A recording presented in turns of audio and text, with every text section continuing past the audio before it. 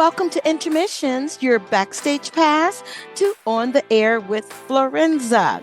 You'll experience bloopers, outtakes, surprises, and all the laughter in between. Intermissions is unscripted, unfiltered, and undeniably Florenza. So put your hands together to welcome today's guest to the show. I have some great questions lined up for you. I believe are great. And my goal is to hear you say at least twice. I'm going for two. That's a great question. I've been known to get a good five out of the authors, but I'm shooting for two. All right. So now, you've written several books, one of which became an Emmy-nominated film. What if What We Leave Behind were to also be optioned for a movie? Who would you like to see play the role of Melody and Candace? Ooh, that is it's a hard question, in part because I really have never thought of that. That's so funny. Well, let's see. Uh, I guess for Melody, um, I wouldn't mind Mikey Madison, who just won the Academy Award for Honora. She's about the right age and sort of looks like as I've imagined Melody. Um, and for Candace, that's a hard one. Um, I think I'd go with my friend Maggie Gyllenhaal, Yeah. mostly because I can ask her because I know. Oh, all right, Maggie, if you're listening. Sweet. Now, I have found through digging online that you are a major supporter of the ice cream industry. What is your favorite go-to flavor? And do you eat ice cream when you're having a writing binge? Ooh, I think it's more like an ice cream binge. Do I ice cream binge? Do I get to write while I'm having lots of ice cream?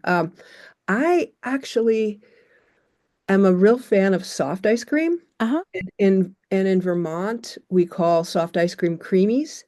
Oh, Um, and they're a little bit different. I think they're made a little bit differently than your typical soft ice cream. And I'm a traditionalist, so I like the twist, the chocolate okay. and vanilla twist. Um, I know that it's somewhat heretical to be a Vermonter and not say I love Ben and Jerry's, but I like my creamies better. I just came off a cruise, and let me tell you that that creamy line stayed long. So I understand that. Last question in terms of who Sue is, and then we're going to dive right into what we leave behind. Um, I also found out when snooping that you are part of a therapy dog team. Did I get that right? And what's the funniest and most unexpected thing your dog or a dog has done during a session? So I have to admit that, so I wrote a book called A Dog Walks into a Nursing Home because my dog and I were a therapy dog team for about 7 years in our local nursing home. And I have to admit that she died Oh, um, a few years ago, actually pre-COVID. So we haven't been there. I haven't been there in a while. But my favorite a funny story was we went into the memory care unit, and all the people there were in their wheelchairs and they're sort of sitting in a circle.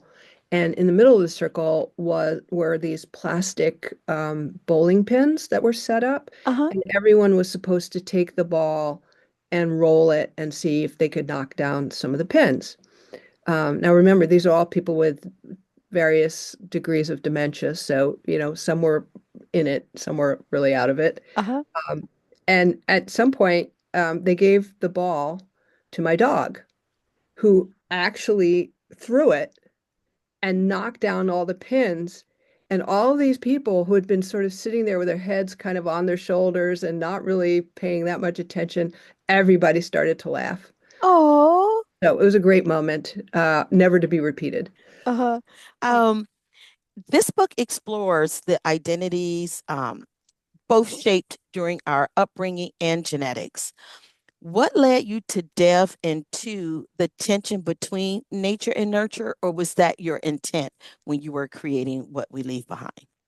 Well, that's a good question. Thank you. Um, so I, a couple things happened. One was I had these two friends who were both adopted. Um, and these are friends who don't even know each other. So, but neither of them had any interest in learning who their birth parents were. Mhm, And I found that so strange because I had the feeling like if that were me, I would be, digging and digging and digging until I figured it out. But they literally had no interest. They were like, we were raised by wonderful people. That's our family. Those people who, donated our DNA are, they're nothing to me.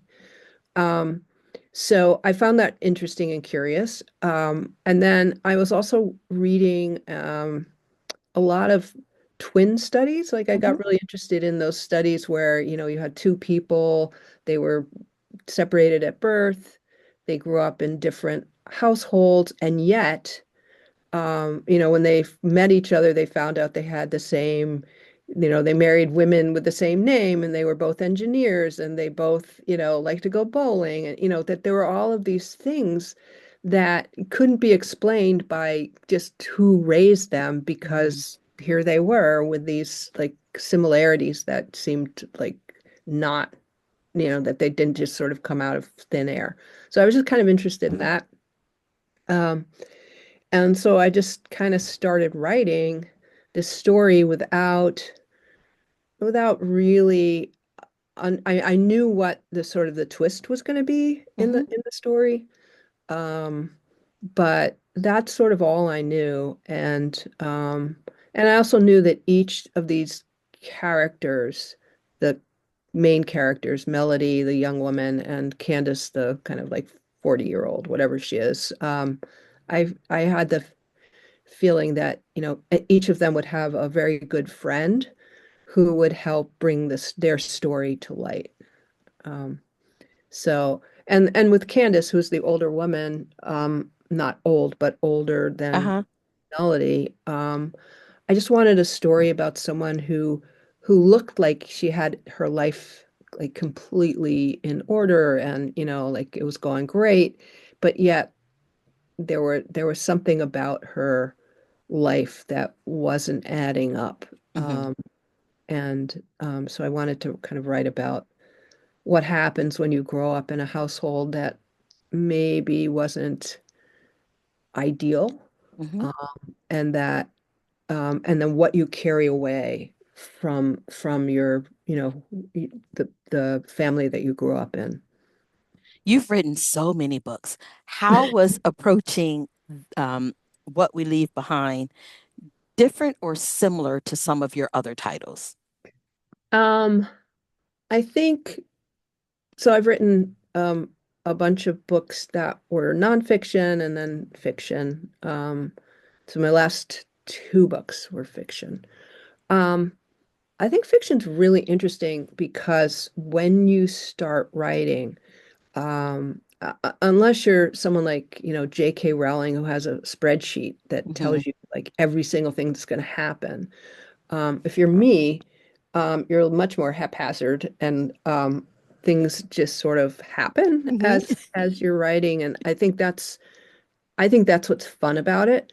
And that was true of my last book as well. And um, it's just the characters sort of take on a life of their own and they start talking to you, and it's kind of weird, but it's kind of fun. Like uh-huh, you've got this whole dialogue going on in your head. And that was true in my last book as well. mhm.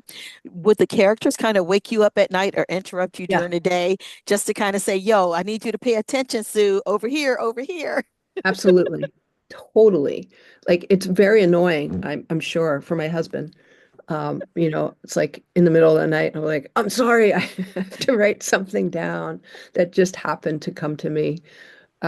So yeah, but it's, that's the joy of it in a funny way, because if they're not talking to you, there's a Something's wrong. problem. There's a problem. Now, speaking of husband, Bill, he is also a writer. Yes. So, how is that having both creatives in one space? Like, how do you balance that? Well, he is a remarkable writer and he's really fast and I'm really slow. Uh-oh. Um, uh, it's nice because we can show each other our work and have a really good reader right on site. Mhm. So that's really helpful. Um, and yeah, I mean, we just, our offices are right next to each other. Um, and, there's a lot of give and take in a given day. So it's kind of fun. Now, did Sophie get some of the writing creativity, or is her creativity in a whole completely different field? Sophie's a terrific writer, but she, in fact, is a radio producer and podcast editor, and she runs a nonprofit that teaches long form audio documentary um, work. Oh, So wow. she's, unlike her parents, unbelievably organized. Maybe it's because she saw all of that disorganization as a child and she's like, let me straighten this up. I don't know. I mean, I think she was born with it. Her favorite store when she was little was Staples because they had all of the, like color coordinated folders and stuff like that.